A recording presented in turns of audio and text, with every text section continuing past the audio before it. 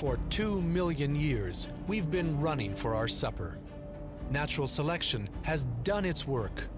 The result, a species built to run.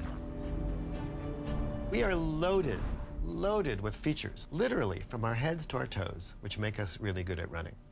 So let's start with our toes, right? So one of the features that's important about human beings is that we have short toes. Now why, right? It turns out that having long toes has no effect on walking. You can have long toes and do just fine walking. But when you have really long toes and you run, you put torque forces around those toes that can cause you actually break your toes. Another key feature in our feet is the arch. So the arch is this raised portion here of your foot, right, that acts as a spring. Now, you do not store and release elastic energy when you walk, right? But when you run, you start using your foot as a spring.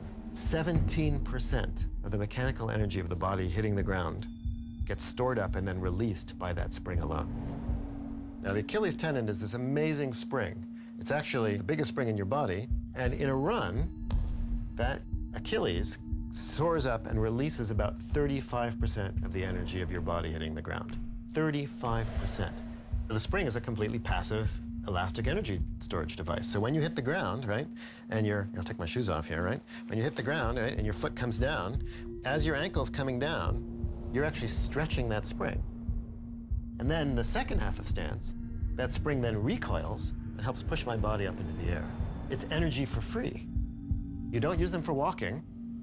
So it's a pure running adaptation. For running. It's a pure running adaptation. Purely for running. Another feature which everybody seems to like, and why not, is the Gluteus Maximus, right? So it's the largest muscle in the human body. So if you just walk around the room and you kind of hold your butt, right, you'll feel that it basically does nothing. But as soon as you start running, it fires vigorously with every step. The Gluteus Maximus essentially connects your legs to your hips. So as your body wants to fall forward in a run, the Gluteus Maximus contracts forcefully and stabilizes your trunk to keep your trunk from falling forward.